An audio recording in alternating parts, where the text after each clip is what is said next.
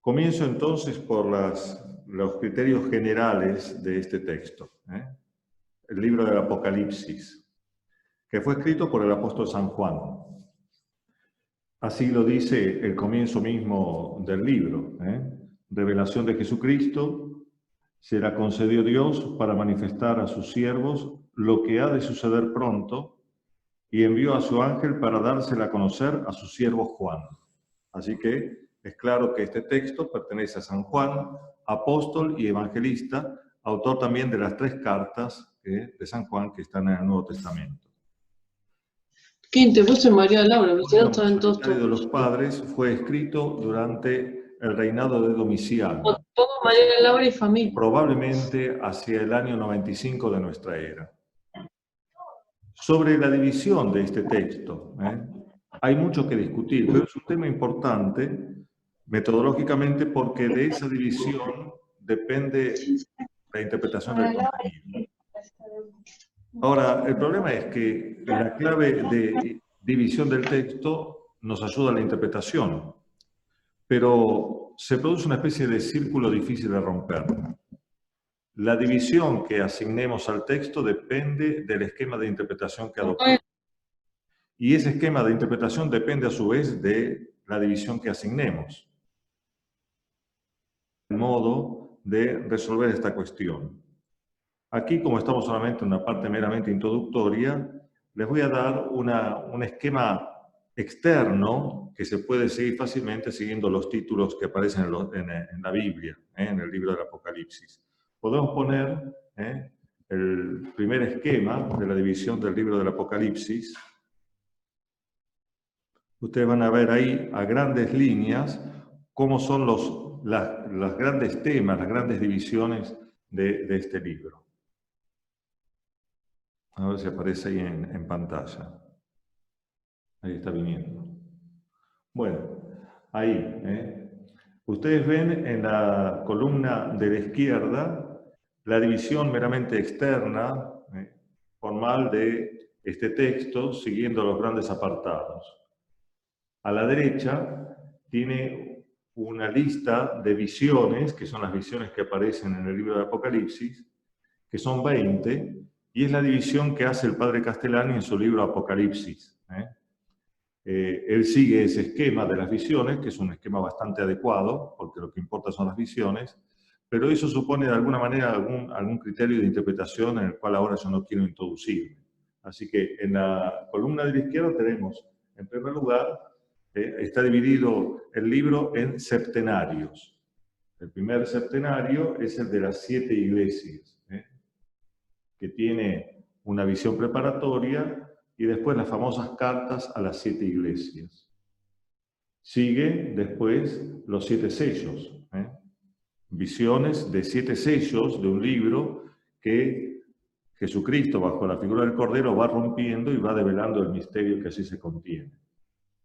Sigue después las 7 trompetas del Apocalipsis. Ustedes pueden ver ahí más detalladamente, yo acá a la distancia no leo demasiado lo que aparece, pero ustedes pueden ver ahí las grandes divisiones de las 7 trompetas. Sigue después, no leo bien cómo dice ahí, los 7 signos del cielo. Y en la última ficha, ahí lo tienen.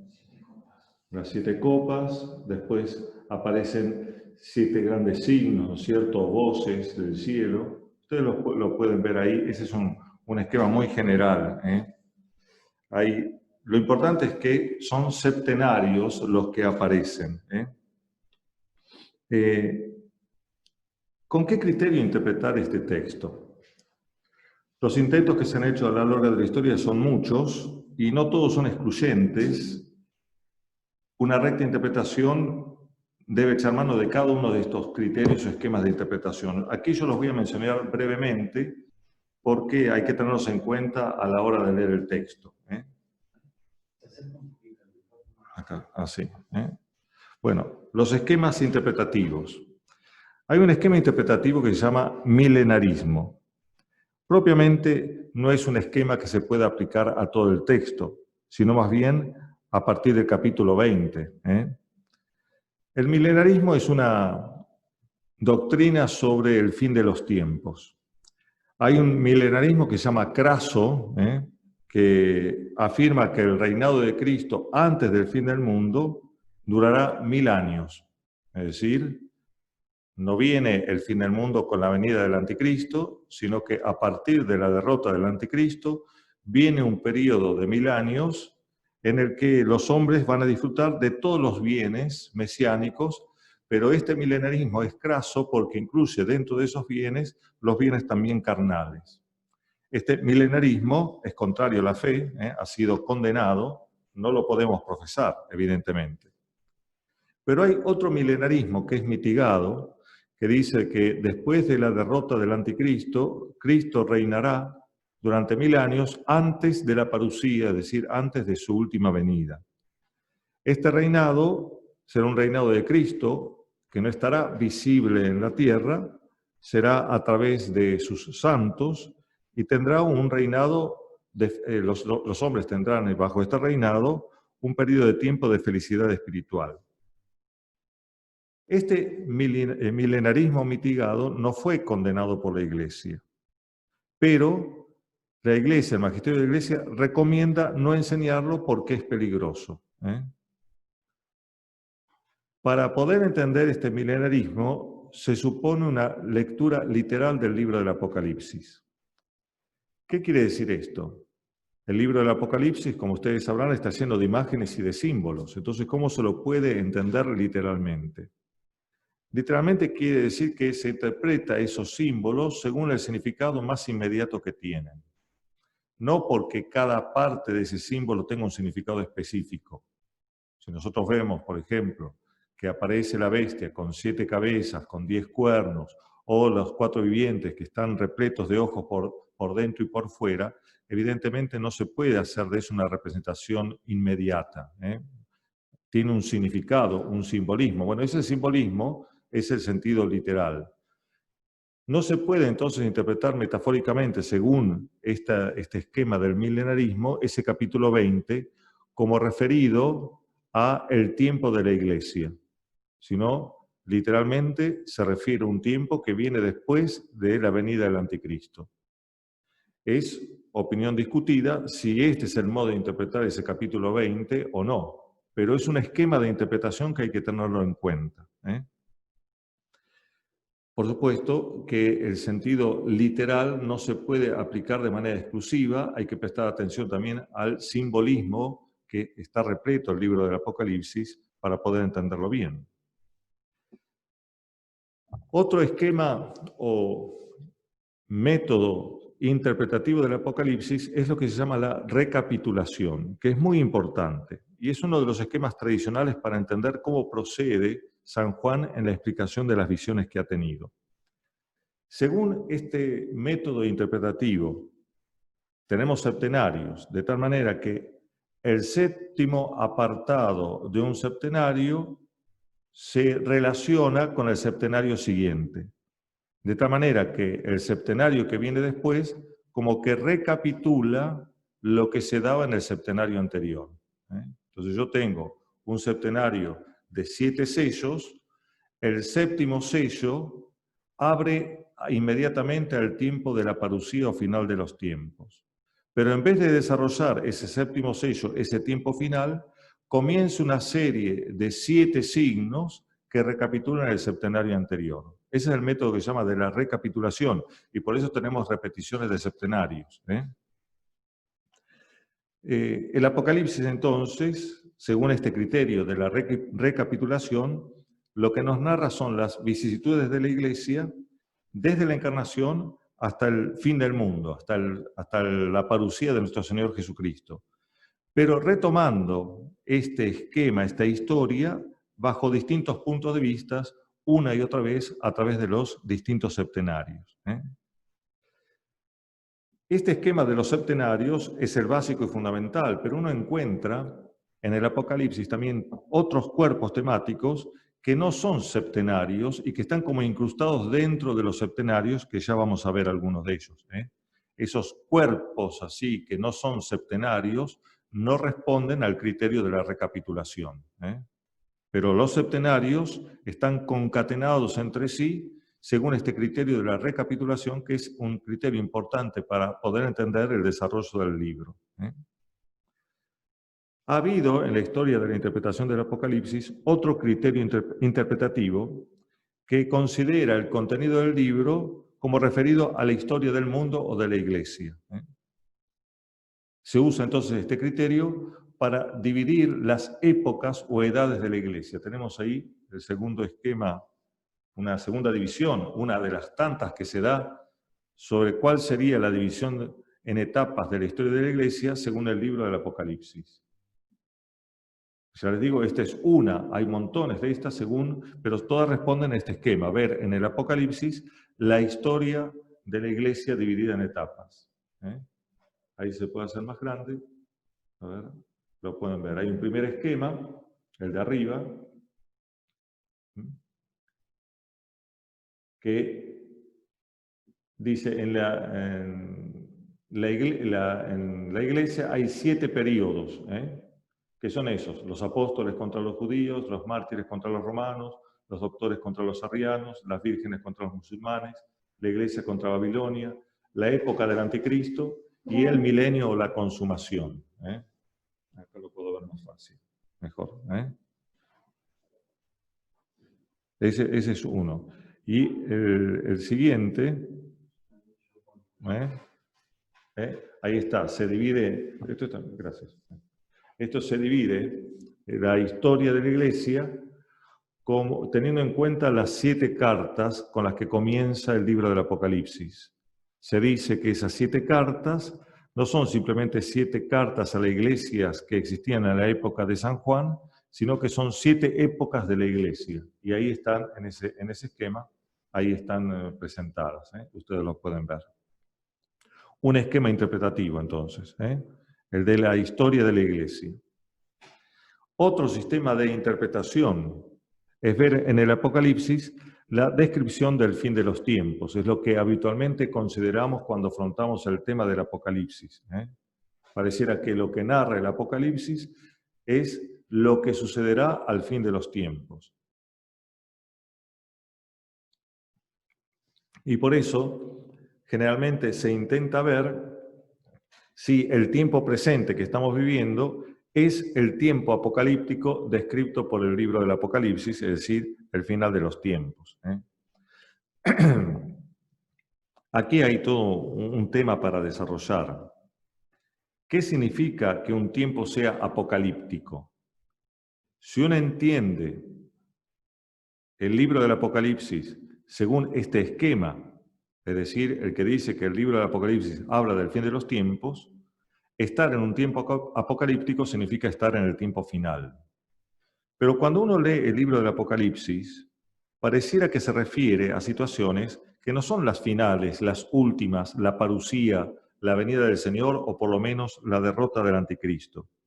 Parece que hace referencia a situaciones de la Iglesia en épocas anteriores, en edades anteriores y remotas de este punto final. Entonces, si el Apocalipsis habla de esos tiempos que no son estrictamente los últimos, hablar de tiempos apocalípticos no siempre tiene el sentido de un tiempo último y final.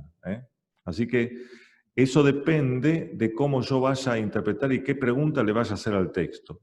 Si de antemano yo veo en el texto una descripción del fin de los tiempos, eso me condiciona totalmente la interpretación del libro. Más recientemente, y con un cierto criterio racionalista, se ha aplicado como esquema interpretativo del Apocalipsis el ver en este libro la historia contemporánea de San Juan. Es decir, no se nos está hablando ni de la historia de la Iglesia en general, mucho menos no se nos está hablando del fin de los tiempos. Se nos está hablando de lo que sucedía en la época de San Juan. Eso es todo. Periodo de persecución, de zozobra en algunas circunstancias, pero también de crecimiento de la Iglesia. A través de los distintos símbolos, San Juan nos estaría dando un cuadro de cómo era la Iglesia primitiva. Por supuesto que no podemos negar que en el texto de San Juan no haya trazos de lo que sucedía en su propia época. Pero evidentemente no podemos reducir todo este texto, este libro de San Juan, a aquel momento y nada más. Como que si después no se dijera nada acerca de la historia de la Iglesia en general o del fin de los tiempos. Otro esquema interpretativo, o más que esquema, método interpretativo, que es el llamado del análisis literario, que consiste en descubrir en el texto sus distintas capas redaccionales. Se piensa, en definitiva, que este texto ha sido una compilación de distintos escritos o tradiciones y que hay que descomponer para interpretar cada una por separado, porque la compilación que se ha hecho de todas esas redacciones o todas esas tradiciones no ha seguido un criterio claro.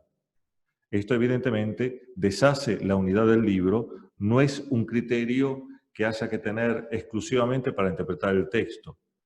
Pero a veces ayuda a entender si algunas palabras o algunas frases, algunos pasajes del texto corresponden a alguna etapa del redactor final que a lo mejor ha introducido alguna modificación. Sabemos que lo escribió San Juan, pero ¿pudo haber sido retocado con el tiempo por fuerza de algún copista?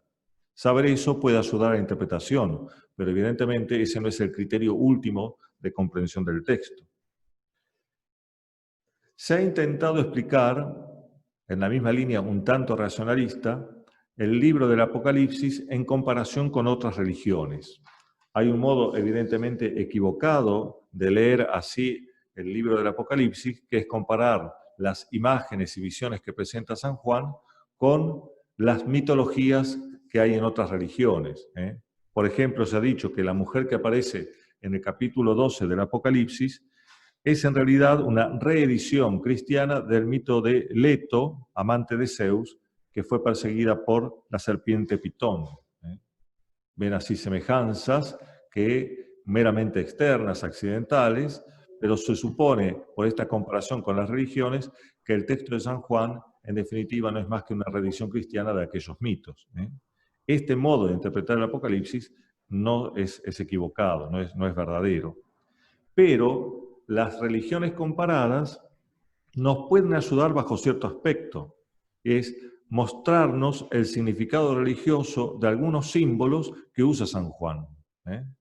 No porque él quiera tomar de los mitos paganos ese contenido, pero ayuda a la interpretación, porque San Juan habla un lenguaje que era comprensible en su contorno. Ese lenguaje simbólico, ¿de dónde lo saca? Lo saca de lo que era común. Dios se revela a San Juan usando esa simbología.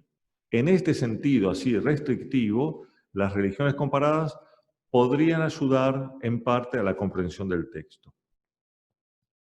Como ustedes ven, estos distintos sistemas interpretativos del Apocalipsis no son iguales, no tienen el mismo valor y no se pueden aplicar de manera exclusiva, es decir, aplico uno y dejo los otros.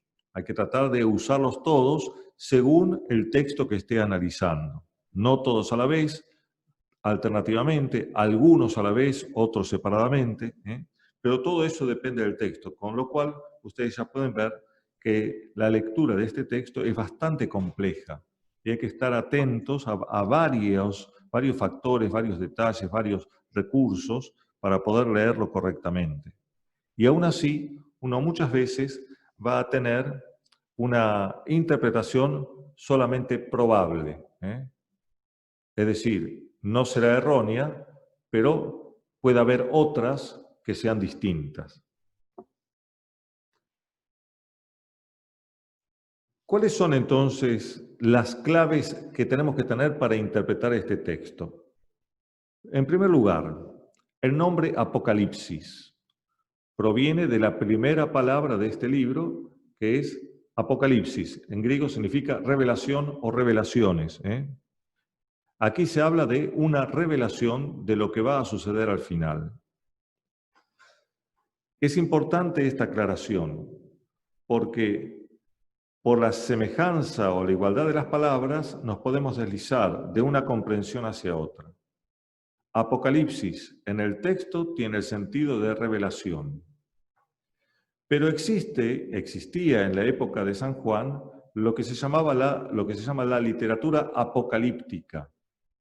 Que el libro se llame Apocalipsis no quiere decir que lo tengamos que leer según los criterios de la literatura apocalíptica. ¿Ven? Ahí se puede dar una confusión. ¿Por qué? Porque la literatura apocalíptica que prosperó desde el siglo II a.C. hasta el siglo II después de Cristo no tiene nada que ver con la textura de este libro. No podemos asimilar el género literario de este libro, que es único, a una literatura apocalíptica sin más. Porque hay muchas diferencias. Simplemente les marcaré ahora algunas de ellas para no pensar que este libro responde a un estilo literario llamado apocalíptico. En primer lugar, se descubre el celo apostólico, es decir, todas estas revelaciones que recibe el apóstol San Juan y que él transmite, se ordenan a la salvación de los hombres. No es simplemente el afán de transmitir cosas ocultas y esotéricas. Primera cosa. Eso era típico de la literatura apocalíptica, pero no es típico de este texto. Hay gran sobriedad en las imágenes. Claro, ustedes podrán decir que eso no es cierto, porque si leen las imágenes y visiones que aparecen en el Apocalipsis, son muy raras, extrañas, ¿no? Bueno, en la literatura apocalíptica eran mucho más raras y extrañas. Así que en comparación, estas imágenes son mucho más sobrias. No hay nada en este texto que huela a esoterismo, a cuestión oculta que deba descubrir algún iniciado. Al contrario, se trata todo de una revelación, no de ocultar, sino de manifestar. Un dato importante, los libros apocalípticos se escribían siempre con seudónimos, es decir, se ponían bajo el nombre de alguna autoridad, algún personaje reconocido para darle autoridad al texto. Acá evidentemente no estamos en ese caso, el texto pertenece al apóstol San Juan, no es un seudónimo San Juan, sino el autor real.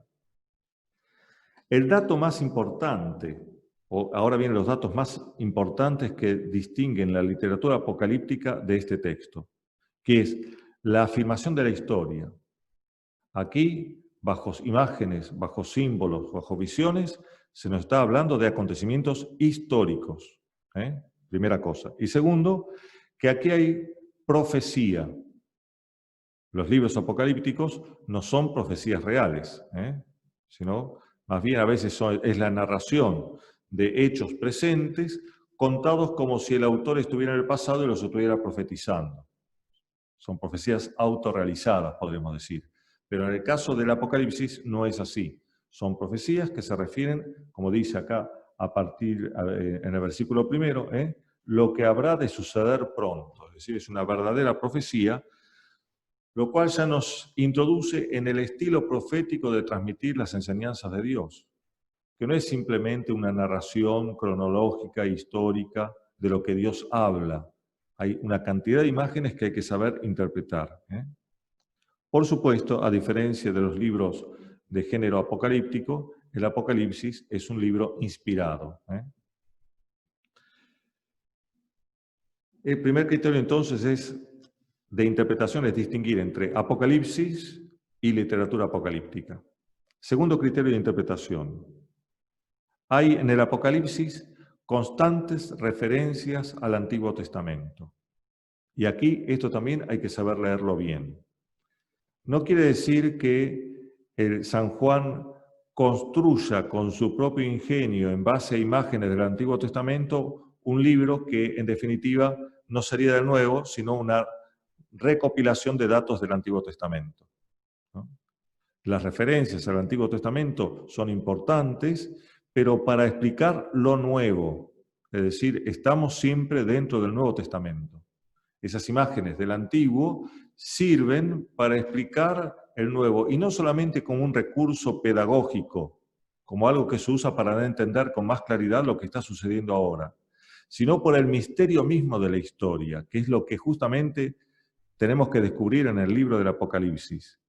El misterio de la historia es tal que lo que ha de venir en el futuro, de alguna manera ya está incoado en el pasado y en el presente. Hay como una continuidad en la historia en la que se va desarrollando, despuntando lo que ya está contenido desde el comienzo, y es lo que va a aparecer al final. Por eso la referencia al Antiguo Testamento tiene un sentido no meramente pedagógico, sino también teológico, mostrarnos al misterio de la historia. Tercer criterio interpretativo, o clave, mejor dicho, interpretativa del Apocalipsis, el encuadre litúrgico. Esto es fundamental. El cielo, donde San Juan ve todas estas visiones, es una gran celebración litúrgica de culto y de adoración a Dios. Este solo encuadre ya da una cantidad, es muy rico en sugestiones teológicas, sugerencias teológicas que aquí no podemos desarrollar, pero es algo muy importante a tener en cuenta. Otra clave para entender este texto es que las visiones que aquí narra el apóstol son visiones que él realmente tuvo, son objetivas, no son simplemente invenciones del apóstol para dar a entender un mensaje, sino que él narra lo que vio, lo que se le mostró.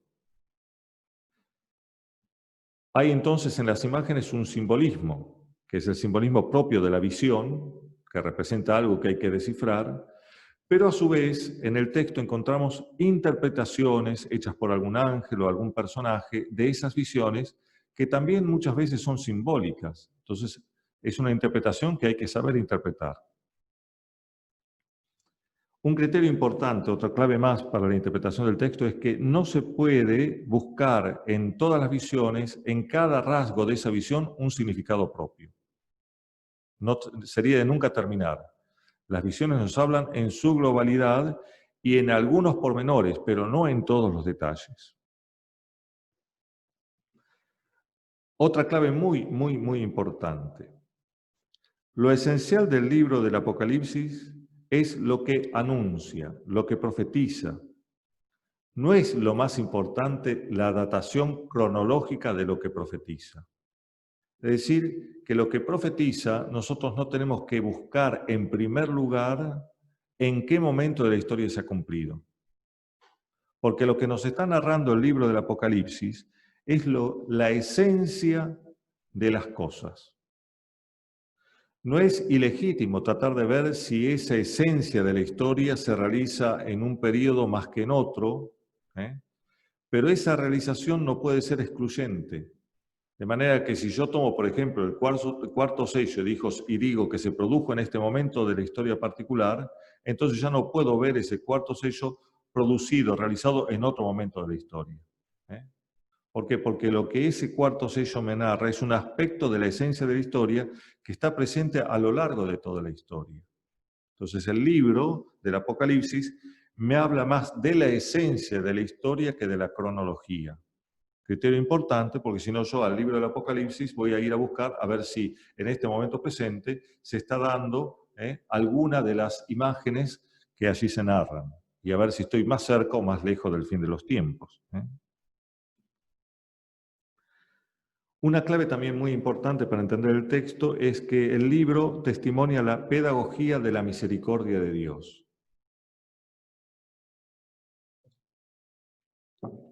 ¿Por qué en el libro del Apocalipsis se suceden los septenarios y cuando se va llegando al final se recapitula para comenzar uno nuevo? Es que Dios va dando avisos a los hombres para que se conviertan. Y los castigos y azotes que Él envía no son todos de la misma gravedad, hay una graduación. Solo cuando el hombre se empecina en su pecado, entonces Dios no tiene más remedio que intervenir con el castigo extremo, que es lo que sucederá al fin de los tiempos. Pero hablar de castigo entonces no es hablar de una simple justicia vindicativa. Si uno mira el desarrollo de la historia, en el libro del Apocalipsis lo que resalta es la paciencia y la misericordia de Dios. Así que la imagen de Dios que uno tiene que extraer de este libro del Apocalipsis es cómo Dios espera a todos. A los malos les da muchas oportunidades, los amonesta, a veces a través de sacudones, de castigos, pero para que se conviertan. Y solamente cuando el hombre se empecina en su mal, entonces Dios envía el castigo más extremo, como le sucedió, por ejemplo, al faraón de Egipto, que se negó a aceptar la intervención de Dios a través de Moisés con las distintas plagas hasta que Dios manda la última plaga, la más terrífica de todas, que era la muerte de los primogénitos. Algo parecido sucede entonces con el Apocalipsis. Y esto explica también la sucesión de los septenarios. No es simplemente un esquema explicativo, expositivo de las visiones, sino que responde a cómo Dios dirige la historia, la dirige desde su misericordia. Les dije antes, el Apocalipsis es un libro profético. ¿Qué es lo que profetiza? Lo que está dicho en las visiones. Ahora, las visiones se refieren a acontecimientos históricos. Y esos acontecimientos históricos, como no agotan las visiones, están abiertos a nuevos acontecimientos históricos donde esas visiones se pueden realizar. Es decir, que también los acontecimientos históricos significados por las visiones de alguna manera participan del carácter profético. Son situaciones donde la esencia de la historia se concentra de tal manera, sin agotarla, que remite a realizaciones ulteriores. Así que hay que estar atentos también a esta circunstancia para poder entender bien el libro del Apocalipsis. Y último aviso, para después pasar directamente a la lectura del texto. Para poder entender el libro del Apocalipsis hay que leerlo por entero. No podemos leerlos por partes y tratar de interpretar cada parte por aislado, que es justamente lo que aquí no vamos a hacer porque no podemos leer por entero todo el texto. Se supone que esa lectura está, si no, no se lo puede entender. No puedo entender una parte aislado del todo. El todo es un criterio de interpretación de cada una de las partes. Quiere decir que en el libro del Apocalipsis no hay una relación unívoca entre las visiones que así aparecen y algunos acontecimientos históricos particulares, como si ese acontecimiento histórico fuera el que el Apocalipsis profetiza y no otro. Podemos decir que en este acontecimiento histórico encontramos los rasgos apocalípticos de esta visión, pero no podemos decir que esa visión se refiera solo y exclusivamente a este acontecimiento histórico. Entonces, hacer esa relación unívoca entre visión y acontecimiento histórico, esta visión se corresponde a este hecho y este hecho a esta visión y nada más, esa relación biunívoca nos daría por resultado una lectura reductiva del Apocalipsis, como que desde hace 2000 años se nos ha profetizado este hecho concreto. Por ejemplo, vamos a ver, según las interpretaciones de Castellani, este hecho se refiere a la monarquía cristiana, este hecho al protestantismo. Está muy bien, no hay nada que impida hacer esa lectura, siempre y cuando no se llegue a decir que solamente ese es el hecho profetizado por esta visión. Hay que estar entonces atentos a la mayor amplitud significativa de las visiones respecto de los hechos históricos. Vamos a pasar entonces ahora sí a la segunda parte de esta clase, que es la interpretación del texto. Vamos en primer lugar a dar el hilo conductor, porque como no vamos a leer todo el libro, más o menos tener en la mente, en la cabeza, lo que sucede a lo largo de todo el libro. Lo primero que hay que decir, teniendo en cuenta lo que les dije antes sobre las recapitulaciones, es que el libro del Apocalipsis no procede de manera lineal, sino más bien que narra las cosas de una manera zigzagueante y por momentos vuelve atrás para retomar desde otro punto de vista lo que ya venía narrando. Esto es lo que se llamaban las recapitulaciones. Pero a pesar de que el recorrido del texto no es lineal, eso no quiere decir que el texto no tenga una unidad. El texto no es un simple compilado de visiones. El texto es un libro único, con una unidad interna, que es la revelación de los últimos tiempos. ¿Qué quiero decir con esto? Sí, el Apocalipsis nos dice lo que va a suceder en los últimos tiempos, pero lo dice de una manera muy particular, porque no se concentra solamente en esa última parte de la historia humana, como si nos dijera solamente lo que pasa al final e ignora todo lo que precede, sino que nos muestra cómo ese fin de los tiempos en realidad es el despunte, la explicitación de lo que sucede a lo largo de toda la historia.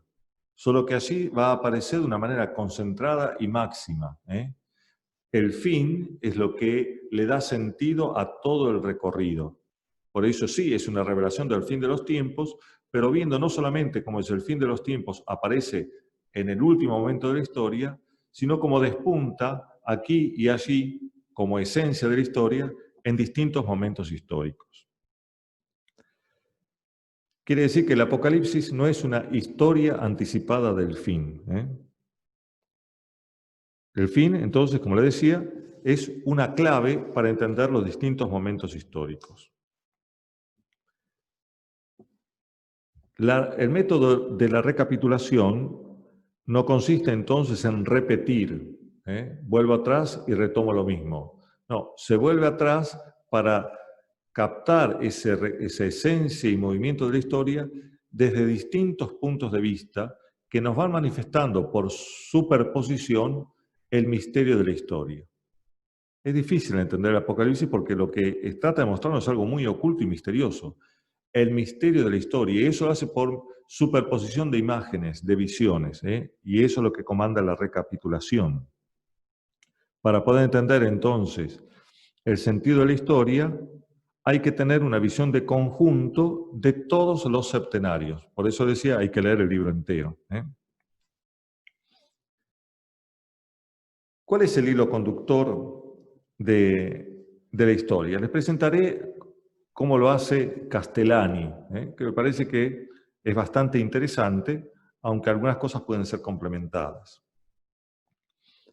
Comienza el libro del Apocalipsis con la visión de las 7 iglesias, que representa 7 épocas de la historia de la Iglesia, la historia universal. En esa primera parte uno tiene como un panorama universal general de la historia de la Iglesia. No lo que sucedía simplemente en la época de San Juan, sino lo que será en la historia universal de la Iglesia. Esto no para que nosotros nos preguntemos en qué etapa de la Iglesia estamos, ¿sí?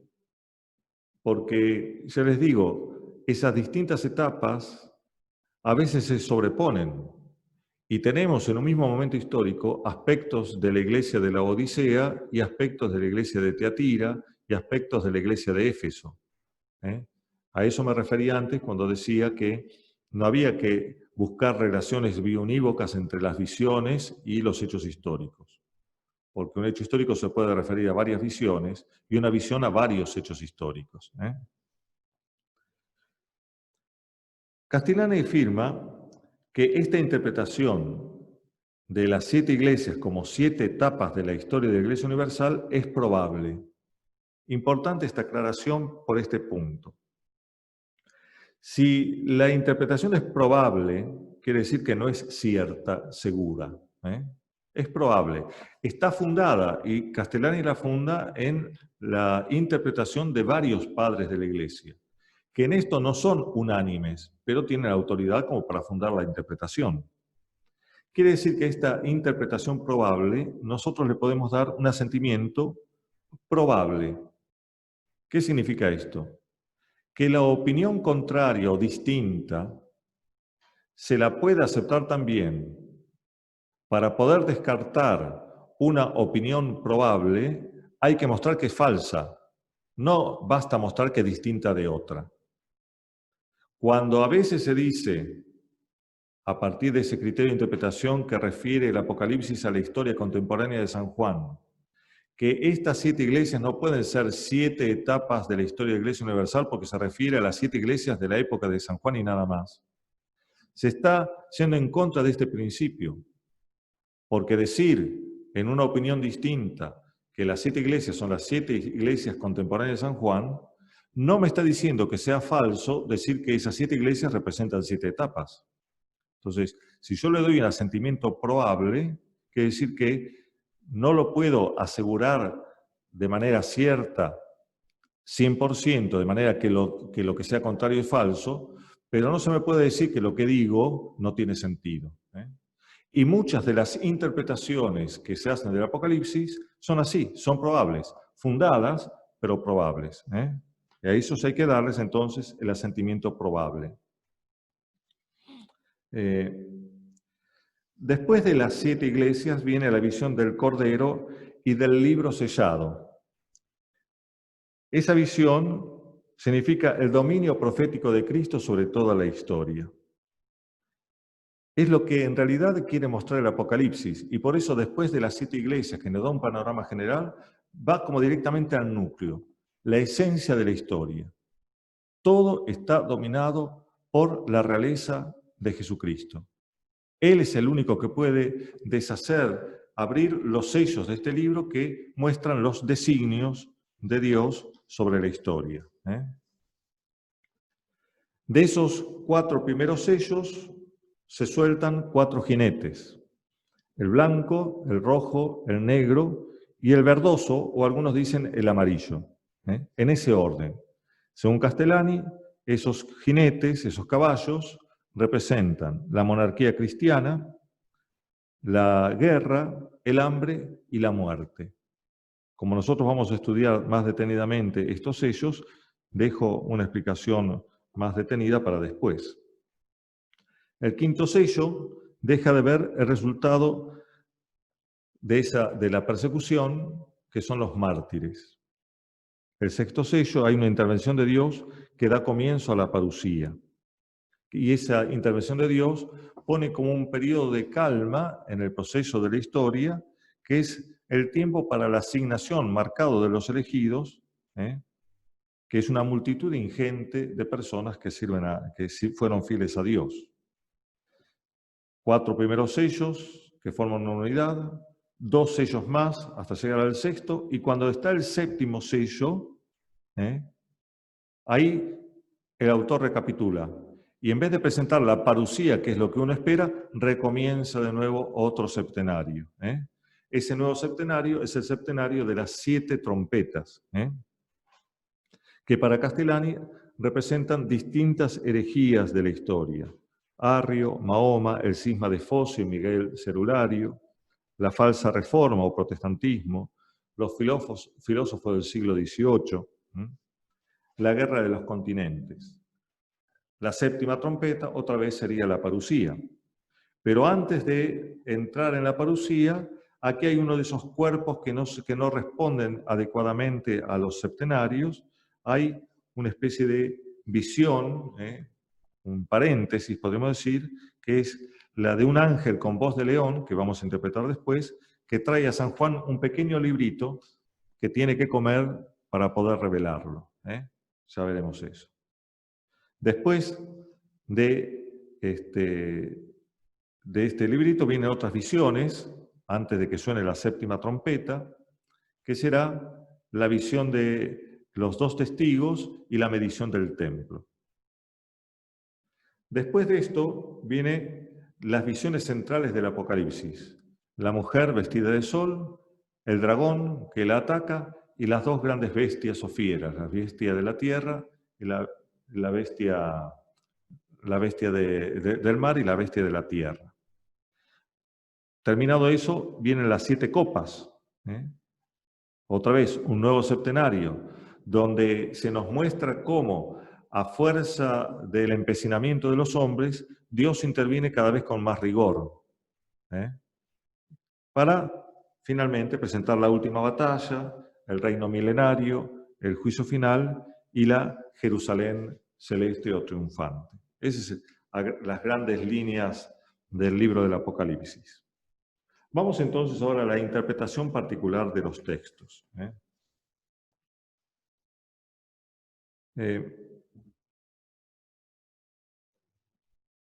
Lo que busco acá no es descifrar si los acontecimientos que ahora vivimos se corresponden con alguna de las visiones apocalípticas, sino que trato de extraer lo que ocurre en cada momento histórico según la interpretación de la esencia de la historia que nos da el Apocalipsis, para no ignorar lo que sucede en el tiempo presente, que en este sentido puede llamar apocalíptico, sin que por eso esté diciendo que ya estamos al borde del fin de los tiempos.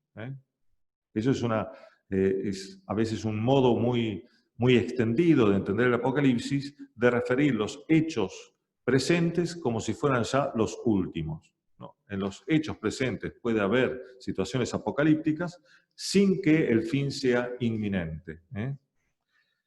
¿Para qué nos sirve entonces el libro de Apocalipsis si no nos está hablando de lo que va a ser el fin final?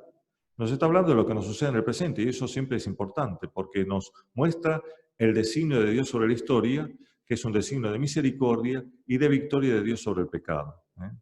Y aquellos que se pongan bajo la bandera de Dios serán también victoriosos como Él. Vamos entonces ahora a leer un poco el septenario de los 7 sellos, ¿eh? Hay aquí, con este septenario, comienza propiamente la profecía, a partir del capítulo 4. No voy a leer el capítulo 4 entero, porque si no esto se hace muy largo. Voy a ver cómo, a partir del capítulo 6, cómo es el desarrollo de la apertura de los sellos. San Juan tiene una visión en el cielo, ese gran escenario donde aparece Dios sentado en un trono, rodeado de 24 ancianos, los 4 seres vivientes, miríadas y miríadas de ángeles que entonan el himno a Dios y al Cordero. En medio de ese escenario, que es el palacio de Dios y el templo de Dios, aparece el Cordero, que está de pie como degollado en una imagen gráfica de Jesucristo muerto y resucitado. Él es el único que puede abrir ese rollo, ese libro que tiene Dios en su mano, que está escrito por dentro y por fuera, es decir, tiene todos los designios de la historia. No es el libro del Apocalipsis, sino que es el libro de todos los designios de la historia. Ese libro lo puede abrir solamente Cristo. Es el Cordero que lo puede abrir. Y cuando empieza a abrir los sellos, entonces empiezan a desarrollar delante de los ojos de San Juan estas visiones que se refieren a los designios de Dios sobre la historia. Romper el sello es un modo de leerlo, pero leerlo no solamente de viva voz, sino representarlos con las imágenes, las visiones que está viendo San Juan. Pero ese romper los sellos no es simplemente informar lo que está contenido en el designio de Dios. Cristo es el Señor de la historia, el Rey de la creación. Él, al romper el sello, está ejecutando esos designios. Quiere decir que Él es el que tiene en sus manos el desarrollo de toda la historia, aun cuando parezca en algunos momentos que esa historia va en contra de Dios, como es el caso de la aparente victoria de los demonios en algún momento determinado.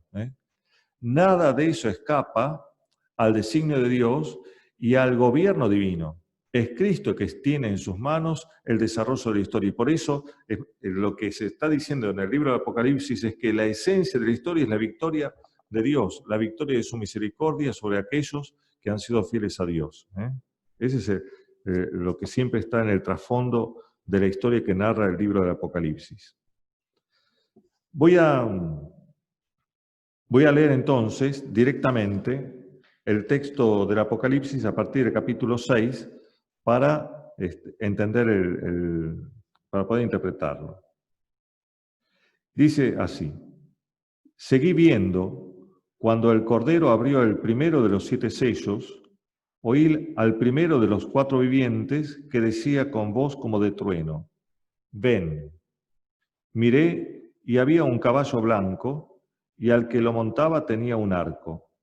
Se le dio una corona y salió como vencedor y para seguir venciendo. Cuando abrió el segundo sello, oí al segundo viviente que decía: ven. Entonces salió otro caballo rojo. Al que lo montaba se le concedió quitar de la tierra la paz para que se degollaran unos a otros. Se le dio una espada grande. Cuando abrió el tercer sello, oí al tercer viviente que decía: ven.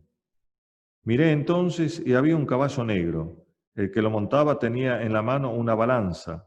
Y oí como una voz en medio de los 4 vivientes que decía: 1 litro de trigo por denario, 3 litros de cebada por 1 denario. Pero no causes daño al aceite y al vino. Cuando abrió el cuarto sello, oí la voz del cuarto viviente que decía: ven. Miré entonces y había un caballo verdoso. El que lo montaba se llamaba Muerte, y el Hades lo seguía. Se les dio poder sobre la cuarta parte de la tierra para matar con la espada, con el hambre, con la peste y con las fieras de la tierra. Cuando abrió el quinto sello, vi debajo del altar las almas de los degollados a causa de la palabra de Dios y del testimonio que mantuvieron. Se pusieron a gritar con fuerte voz: ¿hasta cuándo, dueño santo y veraz, vas a estar sin hacer justicia y sin tomar venganza por nuestra sangre de los habitantes de la tierra? Entonces se le dio a cada uno un vestido blanco y se les dijo que esperasen todavía un poco, hasta que se completaran el número de sus consiervos y hermanos que iban a ser muertos como ellos. Y seguí viendo, cuando abrió el sexto sello, se produjo un violento terremoto, y el sol se puso negro como un paño de crin, y la luna toda como sangre, y las estrellas del cielo cayeron sobre la tierra como la higuera suelta sus higos verdes al ser sacudida por un viento fuerte. Y el cielo fue retirado como un libro que se enrolla, y todos los montes y las islas fueron removidas de sus asientos, y los reyes de la tierra, los magnates, los tribunos, los ricos, los poderosos, y todos, esclavos o libres, se ocultaron en las cuevas y en las peñas de los montes. Y dicen a los montes y a las peñas: caigan sobre nosotros y ocúltenos de la vista del que está sentado en el trono y de la cólera del Cordero, porque ha llegado el gran día de su cólera. ¿Y quién podrá sostenerse? Después de esto, vi a 4 ángeles de pie en los 4 extremos de la tierra que sujetaban los 4 vientos de la tierra, para que no soplara el viento ni sobre la tierra, ni sobre el mar, ni sobre ningún árbol. Luego vi a otro ángel que subía del oriente y tenía el sello de Dios vivo, y gritó con fuerte voz a los 4 ángeles a quienes había encomendado causar daño a la tierra y al mar: no causen daño ni a la tierra, ni al mar, ni a los árboles, hasta que marquemos con el sello la frente de los siervos de nuestro Dios.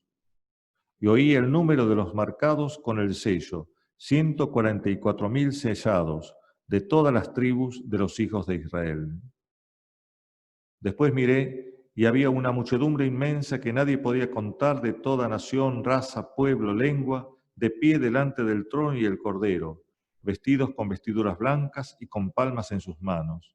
Y gritaban con fuerte voz: la salvación es de nuestro Dios que está sentado en el trono y del Cordero. Salté un poco. Uno de los ancianos tomó la palabra y me dijo: estos que están vestidos con vestiduras blancas, ¿quiénes son y de dónde han venido? Yo le respondí: Señor mío, tú lo sabrás. Me respondió: esos son los que vienen de la gran tribulación. Han lavado sus vestiduras y las han blanqueado con la sangre del Cordero. Por eso están delante del trono de Dios, dándole culto día y noche en su santuario. Y el que está sentado en el trono extenderá su tienda sobre ellos. Salté un poco más. Cuando el Cordero abrió el séptimo sello, se hizo silencio en el cielo como de una media hora. Vamos a interpretar este pasaje.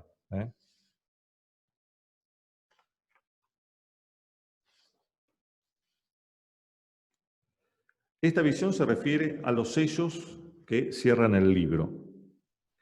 Este libro contiene los designios de Dios sobre el mundo, sobre la historia.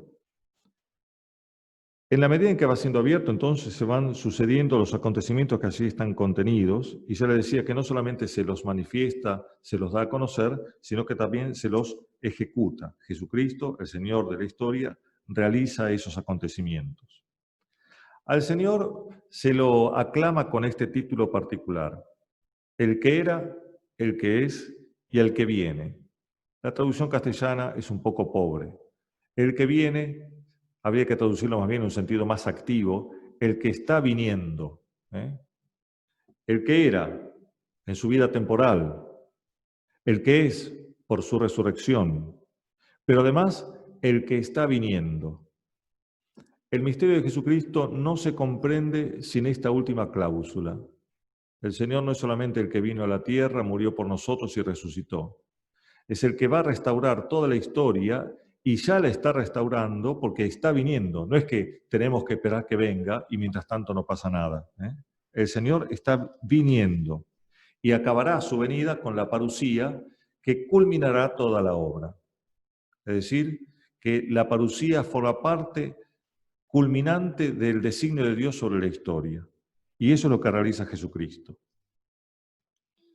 Los septenarios tienen esta estructura: 4 más 2 más 1. Los 4 primeros, en este caso sellos, forman una unidad. Después vienen 2 más y finalmente el séptimo, que es cuando tendría que concluir y presentarse la parusía, abre otra serie de otro septenario que nos vuelve a introducir en la esencia de la historia. Los 4 primeros sellos, vamos a verlo.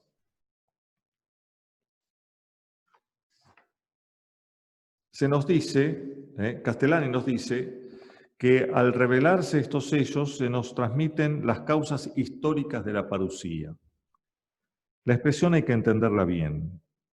No se quiere decir que los hechos intramundanos produzcan, como un efecto suyo, la parusía. La parusía es un hecho trascendente que está en manos de Dios, es su decisión libre. De tal manera que los hechos intramundanos no tienen fuerza como para producir la venida del Señor. El Señor vendrá cuando Él, en el momento en que Él ya lo estableció. Y está viniendo, de tal manera que más bien no son los hechos históricos los que causan la parusía, sino la parusía, la venida del Señor, lo que Él está trabajando durante todo el desarrollo histórico, lo que le está dando sentido a todo acontecimiento de la historia. Eso es lo que significa. Entonces, hablar de causas históricas de la parusía no tiene el sentido de causas que producen como efecto inmanente, como si fuera el último eslabón del desarrollo histórico, la parusía. Es más bien la parusía la que está, de alguna manera, alimentando el desarrollo histórico. Leí una vez una comparación en el cardenal Newman que me pareció útil.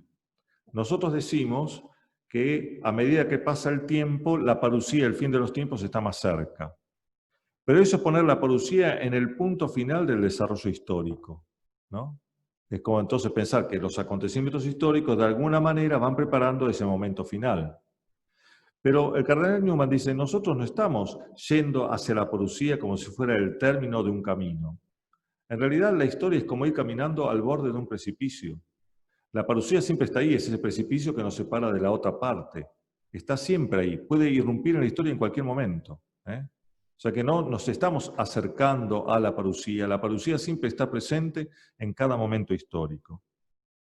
La parusía está entonces dentro de la historia y despunta aquí y allá con una mayor nitidez, pero será al final de los tiempos cuando aparecerá totalmente, absolutamente. No sé si ustedes vieron alguna vez, sí, seguramente sí, la imagen de la Piedad de Miguel Ángel. Lo que no sé si habrán visto es los esbozos que hizo Miguel Ángel antes de poder hacer esa obra. Esa obra es magnífica, una la ve acabada, es realmente imposible hacer algo así de nuevo. Pero no la hizo de una sola vez Miguel Ángel. Intentó hacerlo diversas veces y están en los museos esos bloques de mármol donde se ve como la piedad adentro del mármol tratando de salir. Tanto que Miguel Ángel decía que para hacer una escultura lo único que tenía que hacer era sacar lo que sobraba, porque la escultura estaba dentro.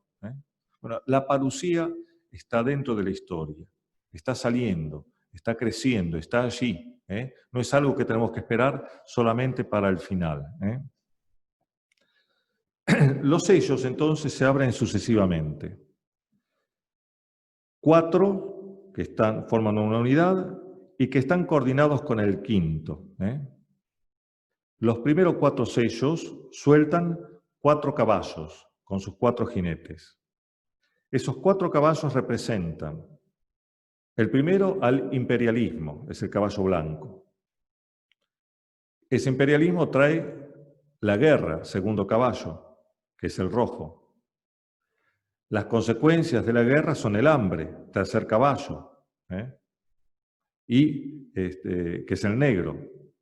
Y el cuarto, como consecuencia última, la muerte, el caballo verde. Castellani ve en el primer caballo, el blanco, a la monarquía cristiana, que se extiende desde Constantino hasta Carlos V de Alemania, I de España, es decir, del siglo III, IV hasta el siglo XVI.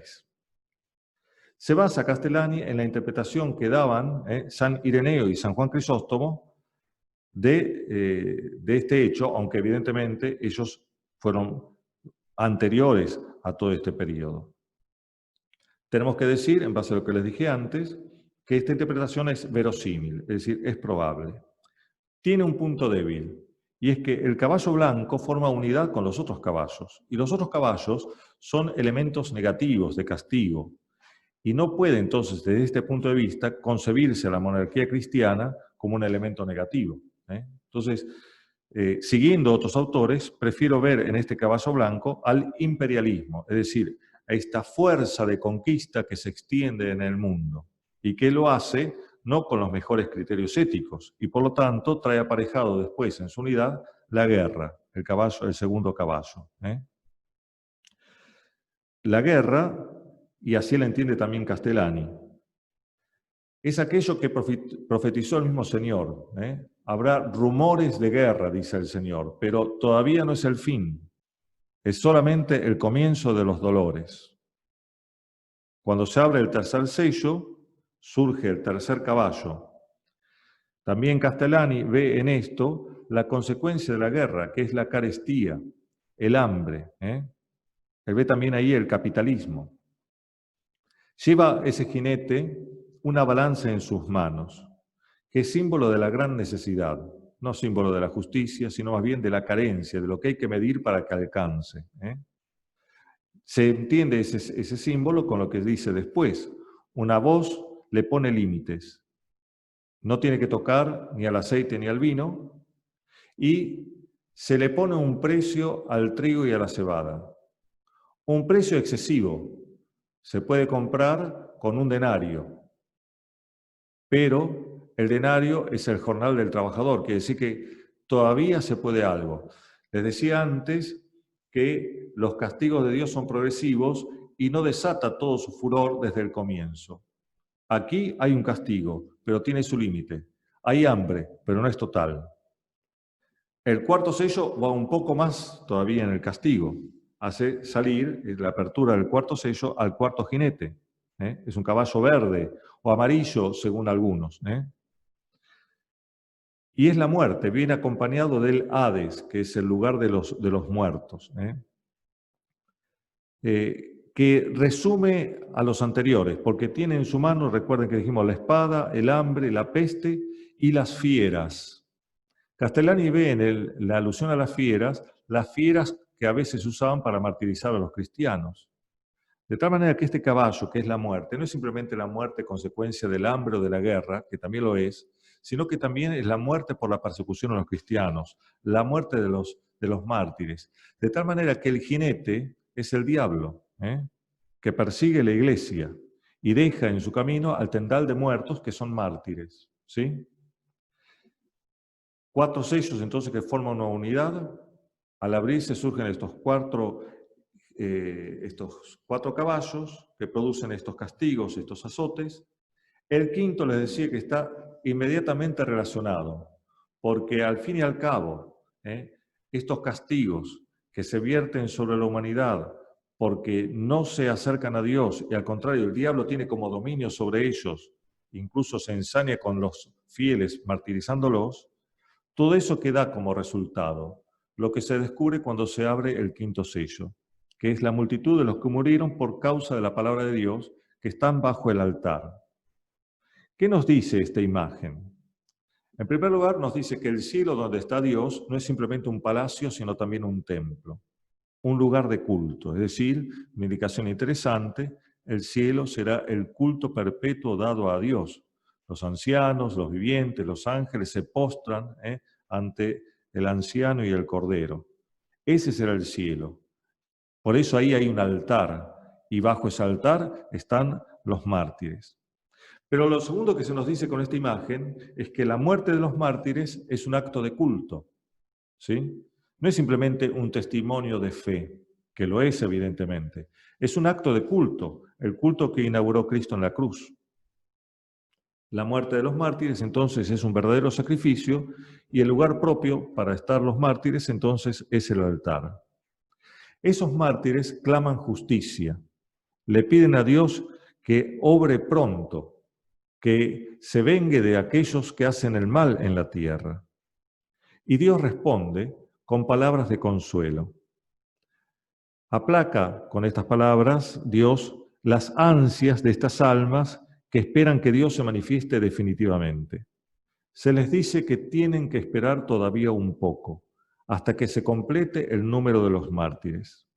Mientras tanto, se les da el vestido blanco, que es señal de que ya poseen la vida eterna. El sexto sello. Estamos llegando ya al final del septenario. Comienza entonces la parusía, podríamos decir. Dios interviene de una manera más potente, podríamos decir. Se nos describen las cosas que van a suceder. Castellani interpreta de una manera particular estos acontecimientos. El oscurecimiento del sol significa la herejía y la apostasía final. La luna sangrienta son las falsas doctrinas o las ideologías. Las estrellas caídas del cielo son las caídas de los doctores de la Iglesia. Los montes y las islas que son sacudidas son naciones y reinos que son desplazados. El sexto sello, entonces, inmediatamente nos pone frente al comienzo de la parusía, pero se interrumpe, porque sigue ahí una serie de visiones que son las que traen consuelo a los mártires que aparecieron en la apertura del quinto sello. La asignación de los elegidos. Es un momento de paz, de calma, que da tiempo a los elegidos. El Señor había dicho, si no se abreviaran los últimos tiempos, muchos de los elegidos perderían la fe. Y para que no la pierdan, entonces se abrevian los tiempos. Aquí se muestra qué significa esto. Es decir, en medio de esa catástrofe, Dios manda a través de su ángel a los 4 ángeles que sostienen los vientos que todavía no los lancen sobre la tierra. Que esperen, porque hay que marcar a los 144.000 elegidos. Número evidentemente simbólico, porque después se nos dicen que los elegidos son miles y miles de millones. De tal manera que la historia procede, según el septenario de los sellos, procede de esta manera. Hay una lucha intestina en la historia entre el misterio de piedad y el misterio de iniquidad. Dios dirige esa historia y usa a veces los castigos y los azotes para mover a la conversión a aquellos que se quieren alejar de Él. Los espera, les da tiempo. Aquí muere la 4ª parte de lo que tocan los 4 jinetes. Pero, mientras tanto, se abre un espacio de tiempo para marcar a los 144.000 elegidos. Recién después de eso, leímos nosotros, se abre el séptimo sello y dice el texto, se hizo silencio en el cielo como de una media hora. Es decir, antes de la parusía, el fin final, habrá este pequeño espacio de tiempo que permite que los elegidos no pierdan la fe. Después del septenario de los sellos, viene entonces las 7 trompetas. La parusía se anuncia pero no se describe. Séptimo sello. Al contrario, hay un espacio de tiempo. Se les había dicho a estas almas que estaban debajo del altar que todavía tenían que esperar un tiempo. ¿Qué tiempo tienen que esperar? El tiempo de la marcación de los elegidos. Se suele hacer este cálculo, media hora equivale, llevado, si 1000 años son como un día en la presencia de Dios, lo que es la media hora en 24 horas de un día, equivale entonces aproximadamente a unos 20 años, más o menos lo que es una generación. Se estima eso, no es que sea exacto, ¿no? De todas maneras, más allá de estas estimaciones, es un pequeño periodo de tiempo. Pasado esa media hora, que es una media hora de silencio, que supone que hubo ruido antes y que vendrá un ruido después, ese silencio será seguido después por lo que nos dicen las 7 trompetas. Se recapitula entonces otra vez el juicio esperado, habrá que ver cómo se muestra más adelante. Ahora, con las 7 trompetas se abre un ciclo de nuevos castigos que serán ahora más rigurosos que los primeros. La primera trompeta se refiere a la herejía arriana, según el testimonio o la interpretación de Castellani. Pero vean que volvemos otra vez a los comienzos. Arrio, siglo IV, ¿no es cierto? Las 4 primeras trompetas forman otra vez un todo, con el esquema 4 más 2 más 1. Estas 4 trompetas hacen descargar azotes de Dios sobre la naturaleza e indirectamente sobre los hombres.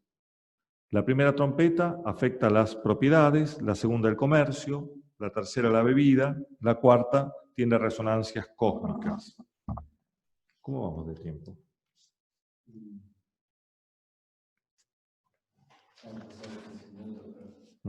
Porque, bueno, no voy a leer todo el texto porque si no, no terminamos más.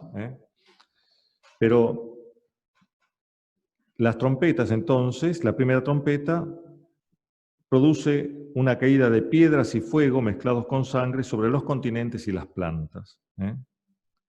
Castellani le decía, ve aquí la herejía arriana. Y se parece a la 7ª plaga de Egipto. La segunda trompeta, un monte ardiendo convierte en sangre las aguas. Para Castellani es Mahoma y el Islam. Se corresponde con la primera plaga de Egipto, que convirtió las aguas en sangre. Tercera trompeta, un meteoro llamado Ajenjo, amarga todas las aguas dulces, los ríos, de tal manera que se convierten en veneno para el hombre. Se trata del cisma de Focio y de Miguel Celulario, según Castellani. Y la cuarta trompeta trae oscuridades y eclipses en el mundo astral, es decir, tiene resonancias ya cósmicas. Esto parece la 9ª plaga de Egipto, y para Castellani es la herejía luterana o calvinista. Los castigos divinos se van intensificando, porque ahora aparece un nuevo cuerpo de visiones que es un águila que grita 3 ayes. Ay, ay, ay. El primer ay avisa a los hombres que la cólera de Dios se va encendiendo cada vez más para que se arrepientan. Cada trompeta que suena, el castigo es mayor. La 5ª trompeta, un astro del cielo cae en tierra, libera a los demonios. Ese astro es un ángel de Dios que lleva, porque Dios le dio las llaves del abismo, para que de allí salgan los demonios que atormentan a los hombres. Esos demonios tienen la figura de langostas, pero no son langostas, porque se les prohíbe que coman la hierba. Van a tener aguijones como escorpiones que van a atormentar a los hombres, sin matarlos. Ellos, los hombres, van a desear la muerte, pero no van a morir, porque Dios todavía les da tiempo. Son perseguidos, estos hombres que consagraron sus acciones al diablo, son perseguidos por los mismos demonios. Salen del abismo. Recuerden en el Evangelio el episodio del endemoniado de Gerasa. Eran legión. ¿Qué le piden a Jesucristo? Que no los envíe de nuevo al abismo, sino que les deje entrar en la piara de cerdos, si el Señor se los permite. No iban al abismo, este abismo de donde salieron ahora todos los demonios, el abismo que va a recibir al final de la historia al diablo y al anticristo. La 6ª trompeta trae un azote todavía peor, que está marcado por un segundo ay de esa águila. Son caballerías demoníacas que matan a 1/3 de todos los hombres.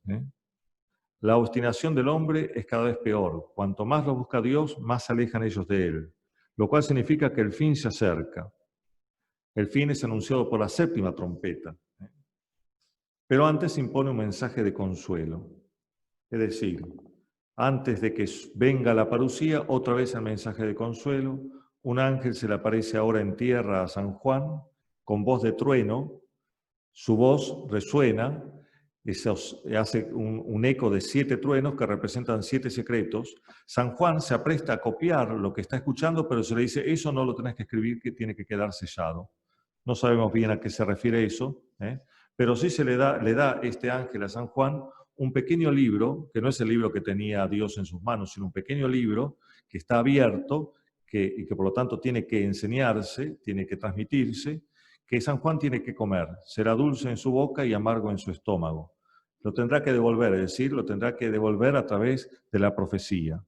Para Castellani se trata del Apocalipsis mismo que él está escribiendo.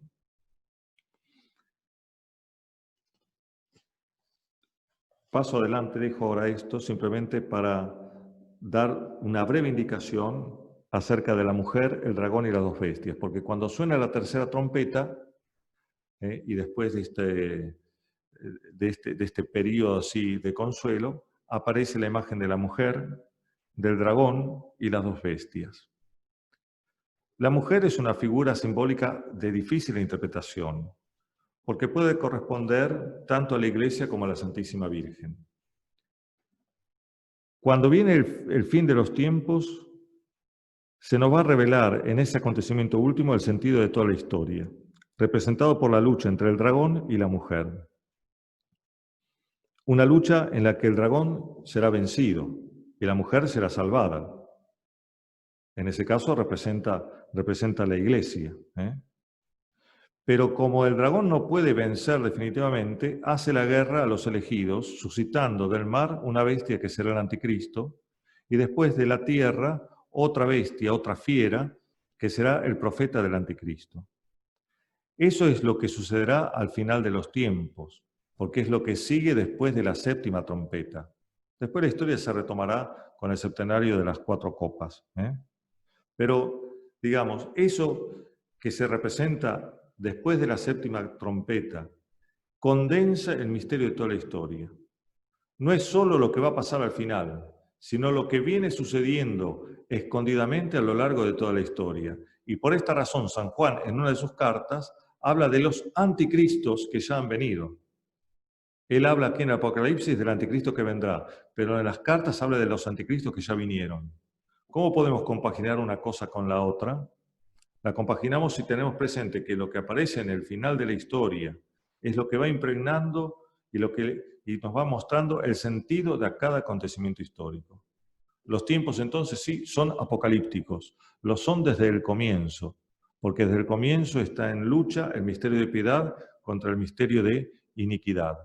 Y el vencedor es Cristo, desde siempre. Él tiene en sus manos el libro sellado, Él lo abre, Él lo ejecuta. Él lleva la historia hacia la culminación, que es la culminación victoriosa de Dios sobre el pecado, sobre la muerte, dando su victoria a los elegidos, que son los que permanecen leales. Lamento no poder explayarme más, es muy largo todo esto. Pero bueno, tal vez para otra oportunidad o ahora si hay alguna pregunta podré responder más particularmente.